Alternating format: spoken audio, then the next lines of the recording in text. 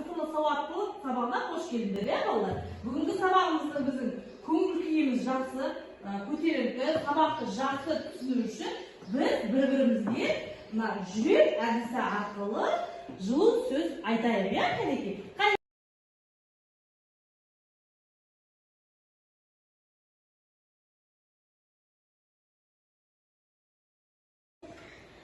Виктория, бүгінгі сабақты жақсы оқы. Айзере, бүгінгі сабаққа жақсы қатыс. Айгөркен, бүгінгі сабақты түсініп жақсы қатыс. Бізде роботтың макеттері тұр, иә? Әркім өзіне маған роботтың макетін алып, артында өзінің тобының қай топқа түскенін көреді, иә? Сол топқа барып отырады. Қанеге келдір балалар, тек топ өздеріңе маған роботтың макетін аламыз. Ал, балалар. Мен аламын. Алдыңдар. Кім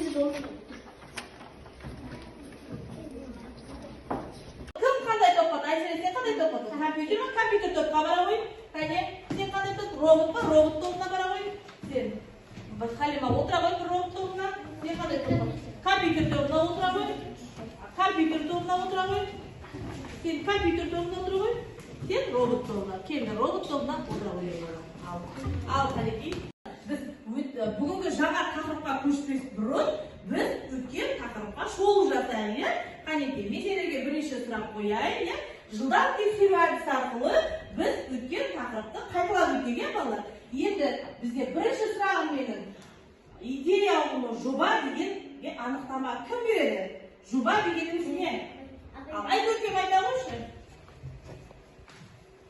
Оқушының өз бетінше орындайтын іс-әрекет. Өте тамаша, жарайсың. Ал екінші бізде, ал жобаны дайындайтын қандай қадамдарын білесіңдер сендер? Қалай біз жобаны дайындаймыз? Ал мен айта қойшы.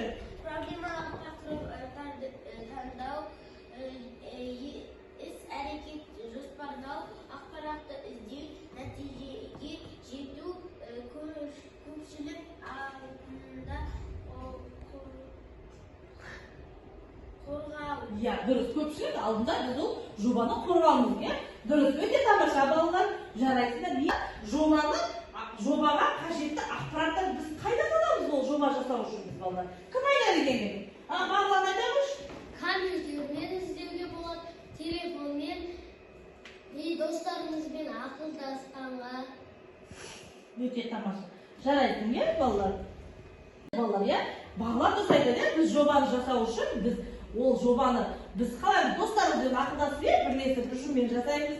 Және ол жобаны біз алып интернеттен іздейміз, компьютермен жасаймыз, және мұражайдан аламыз керекті ақпараттар, және кітапханалардан аламыз керекті ақпараттар, иә балалар? Енді келесі бізде жобаны орындау кезеңіндегі түрлері қандай түрлері? Халим айта қойшы. Негізгі бойынша қысқа апталық айлық болады. Орындаушылық кезеңі. Орындаушылық, иә? Ол орындаушылық кезеңдер қалай орындаймыз біз? Мысалға, орындағанда біз ол қандай жеке болады, және ол топтық, иә? Ол жобаны біз жалғыз бір адам ғана қорғай алады, иә? Және ол топпен бірлесіп жобаны қорғауға болады, иә балалар? Өте тамаша, жарайсың, Халима. Балалар, ең соңғы сұрағымызға кім жауап береді? Жобаны орындаудың негізгі түрлерін кім айтады бізге? Айзере айта қоялық. Айта қой, қандай бізді болады? Мен білгім келеді, менің жобам. Жобамның мақсаты. Одан кейін жобамның біздің ұсынысы, қорытындысы. Одан кейін жағда тағда ұсыныстар болады, иә? Дұрыс айтасыз, өте тамаша. Өткен тақырып бойынша сендер жақсы меңгерген кезде біз жобаны қалай жасап, жобаның жасалу жолдары, жобаның негізгі мақсаты қандай екенін біз түсіндік. Енді бүгінгі сабақта біз сол жобаны мәтінді редакторда теріп және редакциялауды бүгін өтеміз, балалар. Қараңдаршы, мына сурет қоршаған орта дегеніміз не ол біздің? Қоршаған орта ол біздің табиғатымыз, балалар. Енді осы бірінші суретте бізде қандай суреттер берілген бұл жерде? Мына жерде бізде қандай берілген? Табиғат, мына жерде қандай берілген? Қала. Қала, енді осы кезде осыны мынау қандай айырмашылық бар екі суретте? Мына жерде табиғат, мөлдір табиғат, мөлдір су бұлаған қалай? Әдемі табиғат бұл. Ал мына жерде мынау қала, мына жерде түтіндер шығады, мына заводтардың бізде түтіндер шығып ластанып жатыр. Бұл жерде қандай айырмашылық бар бізде? Бірінші суретте таза. Иә, мына табиғатта бізде таза табиғат болып тұр, мөлдір бұлақ жапырақтар жасыл болып бізге табиғатымыз тап-таза бейнені көрсетіп тұр. Ал мына жерде қалада бізде тұрмыс тіршілік, заводтар, фабрикалардың түтіндері шығып біздің қаланы ластап жатыр. Көрдіңдер ме? Осы мысалға осындай жобаны алуға ластайтын. Енді балалар, біз осы жобаны мәтінді біз компьютерге теріп алғаннан кейін біз қатесін жөндейміз. Бұл қате жағдай болған кезде біз мына жерде қара бір сөз жазды, менің сыныбымда. Егер сол сөздің әрбір немесе ол орталар осындай ашылмаған болған жағдайда біз тіптірді алып келеміз да, осы әріпке кеп екі рет шертіп жүрген кезімізде бізде бұл сөзіміз осылай қарайтып шығады. Осы сөзді керегінше біз өшіреміз, керегінше біз оны жөндейміз. Бұл өшіру батырмалар бізде делете және баскет деген батырмасын басып біз өшіре аламыз, балалар. Ал балалар, осы мәтінді редакторда мәтінді теру үшін бізде өзінің ережелері бар. Сол ережелермен таныстық. Бірінші әріпті бас әріппен жазу үшін шрифт пернесімен және сәйкесінше біз әріптерді бірден басамыз. Шрифт деген пернетақтаның пернесін басамыз да, және сол керек әріпімізді басамыз. Сол кезде бізде басты әріппен сөзіміз жазылады, балалар. Екінші бізде тыныс белгілерден кейін бос орын болады. Қойылады, мысалы, біз ол бос орынды қою үшін бізде мысалға табиғат, ортақты түс, құстар жазылады. Бізде бос орын болады. Ол бос орын деген бізде пробелді қойып орталарын екі сөздің ортасын ашып жатады, балалар. Енді келесі үшіншісі бізде сөзді бас әріппен жазу үшін бізге барлық сөзді бас әріппен жазуымыз керек. Біз үнемі шрифтті басып, әріптер баса береміз ғой. Сол үшін бізде капслок деген перненің, пернетақтаның бір пернесі бар, балалар. Осы капслокта пернесі біз бассақ, бізде барлық тақырыбымыз бізде табиғат, жер ана деген сияқты осыны барлық әріптері бас әріппен жазатын болады, балалар. Бұл біз капслок, шрифт, пробел бұл пернетақтаның функцияларын біз алдыңғы сабақтарда пернетақтамен танысу тақырыбында өткенбіз, балалар. Бұл сөздер таныс болып тұрмыз сендерге, балалар. Біз пернетақтамен танысу тақырыбында осы пернелермен танысқан болатынбыз. Ал енді осы пернелермен біз қолдануды үйренеміз, балалар. Ал енді бізде бүгінгі тақырып бойынша біз практикалық жұмысын орындаймыз. Бізде мына жерде берілген, бір тақырып берілген, қоршаған ортаны қорғау. Кәдімгі біз топпен ақылдасып берейін. Мына жерде топпен берейін ақылдасып. Осы жерде топпен жұмыс жасаймыз, балалар. Тақтаға да сұрайық. Осы жерде бізде қандай тақырыптар бізде қателер кеткен, қателеріміз кеткен, балалар. Ал қанекей балалар, бізде бұл тақырыпта мәтін берілген, осы мәтінде бізде қандай қателіктер кеткен? Мына тақырып. Осы қателерді жөндейміз, тез жөндейміз, тақырыпты біз тақтаға қарай орындаймыз.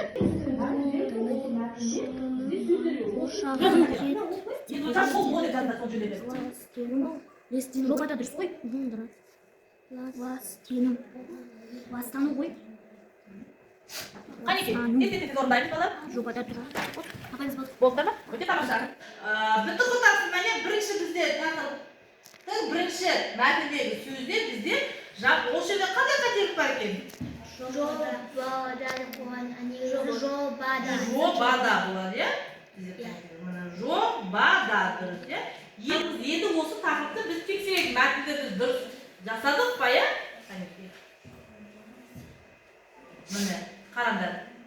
Көрдіңдер, бізде тек қана қате жобада және қорғау екен. Бізді бұл жерде қана жерде біз А әріпін жазбаған. Қорғау, айтпақ, О болған. Одан кейін мына жерде жобода болған. Мына жерде О әріпі бізде қате болып молодец. Көрдіңдер ме? Мына жерде жобода, жобада болған екен. Тамаша өте тамаша. Көрдіңдер ме? Қандай қателіктерді біз іздеп таптық, иә? Енді келесі.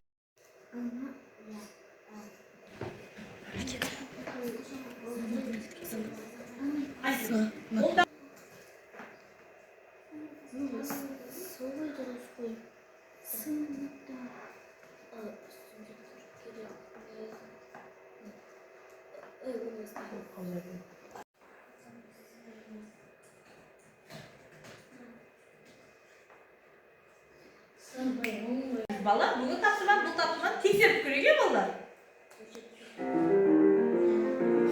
Жарайсың. Жарайсыңдар, балалар. Көрдіңдер ме? Біздің жұппен орындаған тапсырмаларыңды дұрыс орындарыңдар, иә? Орындатып, теректі сәтте дайындалар. Ал қанеке, біздің қазақтың оюларымен біз қимылдан. Қошқар мүйізді, балалар жасаймыз кәдімгі. Өте тамаша, балалар.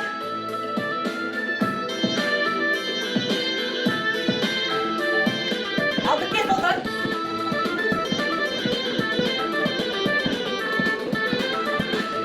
Оны қою.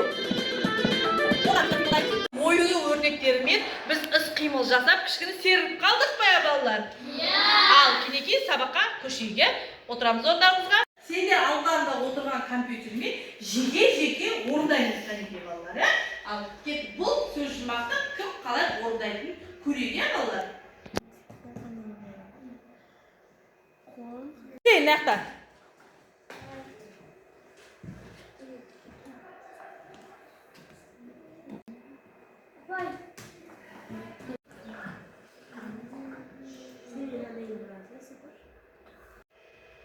Ал балалар, енді біз осы бір тапсырма бар еді, осы тапсырманы біз Wordwall әдісі арқылы тапсырма орындайық, иә? Кәнекей балалар. Бізде мына жерде әртүрлі сөздер берілген екен. Осы сөздердің ішінде, әріптердің атысқан әріптер тұр, осы әріптердің арасында бізде осы сөздер жазылады. Көрдіңдер, біз тапсырманы, бізге 8 сөз беріп, сол 8 сөзді біз уақытында тапсырманы орындап барлығын дұрыс таптық, иә? Тамаша, жарайсыңдар. Бүгінгі тақырып түсінікті болды ма сендерге? Иә. Мәтінді жобадағы мәтіндерді теру және оны редакциялауды біз бүгін үйрендік, иә?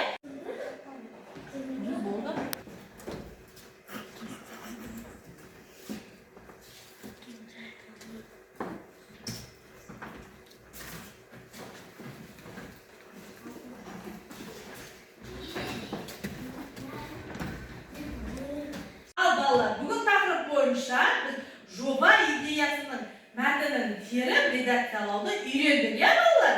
Иә. Балалар, бүгінгі сабақта өте тамаша қатыстыңдар сендер, иә?